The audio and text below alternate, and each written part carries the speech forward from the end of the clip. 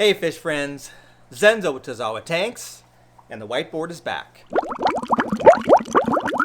So thanks for tuning in everybody, hope you're doing well, hope you had a great holiday season, Happy New Year to everybody. Today's video I want to talk about something that has kind of been brought to my attention by me looking at various posts and comments in some of the Facebook groups, as well as reading some comments and questions in different YouTube videos. And that really is revolved around the nitrates in our aquarium and the parts per million, and how we can remove them and why we need to remove them. So this video is really geared towards the newer fish keeper, someone that doesn't have a whole lot of experience in fish keeping and has some questions, and maybe it was explained to you scientifically, so I've kind of broken it down in layman's terms that hopefully are very easy to understand. So I'm not going to talk about the nitrogen cycle in detail today.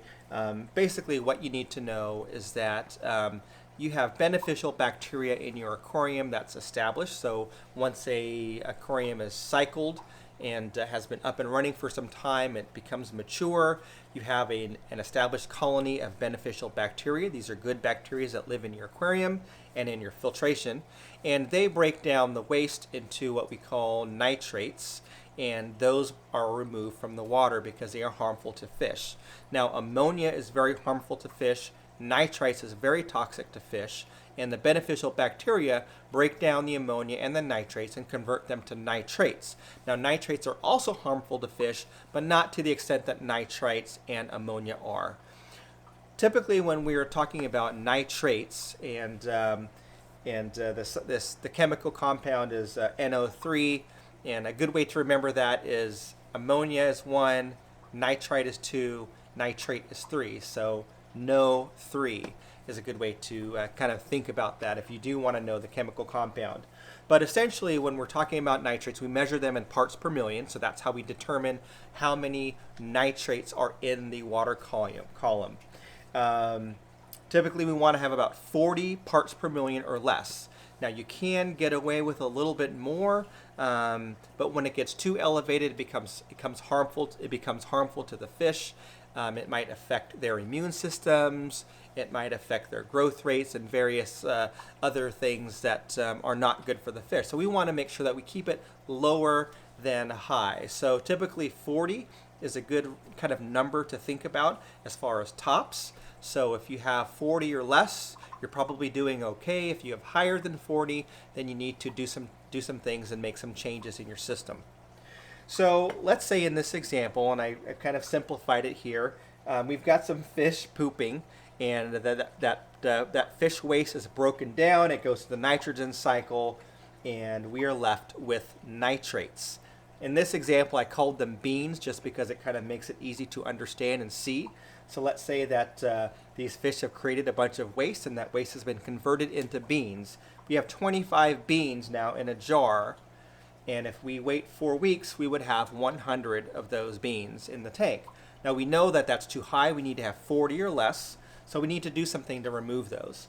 Now, the easiest way to do that is with a water change. So, and a lot of times people will do a water change because they know that their nitrate levels are too high, and then after a week or two, they see that the levels are still high and they don't understand why. So here's an example.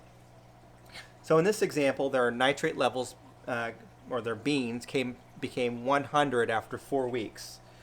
If they did a 50% water change, it cuts that number in half. It doesn't make all of them go away. You still have 100 parts per million in half of the water, right? So it's 100 parts per million in the aquarium. We've taken half of the water out, but you still have 100 parts per million in that lower half. Now, in this example, we're going to add fresh, clean water back into the aquarium. So that's diluted, and now we have 50 parts per million in the entire aquarium. Now, after 1 week, because these fish are still pooping and they're still eating every day, they're still creating 25 beans. So now we're back up to 75 after a week. In 2 weeks, we're back to 100 because they're still doing 25 per week. So in 2 weeks, we're right back where we started. So what can we do to address this, and what can we do to change it? So one of the things we can do is increase our water changes. So again, in this example, you have 100 beans in your aquarium. You did a 50% water change, so now you're down to 50. After 1 week, you're back up to 75. Well, instead of waiting, do another water change right away, or better yet, do one within a couple days. But in this example, let's just say we waited a week. You're back up to 75. You did another 50% water change. So half of the tank has been removed. You still have 75 parts per million in the bottom, but 0 on top as we add in fresh water. So that's diluted and blended together. And now we have half, and half of that is 37.5, right? So now we have 37.5 parts per million in our aquarium. We know that that's still too high, or it's just kind of on the threshold, but if we wait a week, it's going to get too high because they're still creating 25 parts per million or 25 beans per week. So let's say in this example, after another week, we start off with 37.5, we added 25, so now we are at, what is that, 62.5? I think that's my math. I'll double check, but yeah, 62.5. So after 1 week, again, we're at 62.5. We do another water change. Now we're down to 31 parts per million, and so on and so forth. You can see that as you continue to do it, if you're really good about doing it every week, you will gradually lower the parts per million towards the manageable in the 20 to 30 range after a week. So that's one way to do it. Another way to do it is to add plants to your aquarium. Plants would probably be the best way to naturally filter your aquarium because the plants absorb the nitrates. It's essentially fertilizer for them. It's food for the plants. So the plants will do really well. They will grow. There's a lot of benefits to having plants in your aquarium, and it will also reduce your nitrate level. Now, some tanks you can't have plants in the tank because, for example, with these guys, they will tear them up and destroy the plants. You can't have plants in a tank. But in my situation, I have plants in my sump filter down below. In my other African cichlid over there, I have plants growing on top. I have plants growing on top here.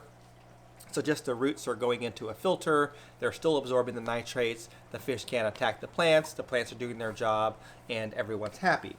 The other thing that you can do is you can reduce the bioload. So in this example, again, we have these fish, and they're pooping, and they're creating these nitrates, these beans every week. If we change the amount of fish that we have in a tank from, let's say, 10 to 5, now instead of having 25 parts per million created per week, we're only creating 12.5 parts per million per week, which then changes this whole formula and makes it a lot more manageable and easier to address. The other way to tackle the bioload is with how much you're feeding your fish. So it's very common for newer fish keepers to overfeed their fish. Every time you come up to the tank, the fish are going to get excited. They're going to, beg you to feed them, and you're going to feed them. And it's very easy to overfeed your tank.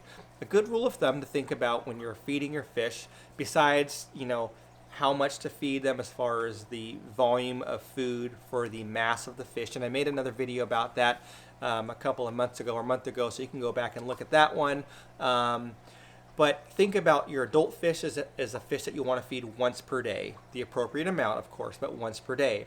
A juvenile fish, so that's a smaller fish that's still growing, so a lot of its energy is being expended in growth. You might want to feed those twice per day. And if you have fry, if you have baby fish that have just recently hatched, they are growing much quicker. They don't have the body mass, so they would need to be fed small amounts 3 times per day. So again, once, twice, and thrice is an easy way to think about feeding your fish. But reducing your bioload will also create less waste because your fish aren't eating and pooping as much. And also, you don't have a lot of excess food that's sitting in the bottom of the tank or stuck behind a filter that's getting broken down and adding to the nitrate levels. I did put down here more filtration with a question mark, and there's an X there. And the reason why is more filtration is not going to help you with your nitrate level. If you have a properly cycled aquarium, that means you're going to have little to no ammonia in your tank. You're going to have no nitrites in your tank, and you're going to have some nitrates. And what that means is that your aquarium has a cycle where the bacteria is, again, breaking down ammonia, breaking down that nitrite level, and converting those to nitrates, which we can remove, which I explained.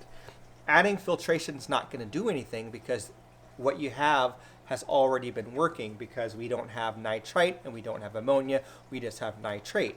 If you add filtration, it will help in just maybe converting it quicker, but you're still going to have the same amount of nitrate levels. So adding filtration it's not a bad thing, and it's always nice to have lots of filtration or multiple filtration systems in your aquarium as a backup in case one fails.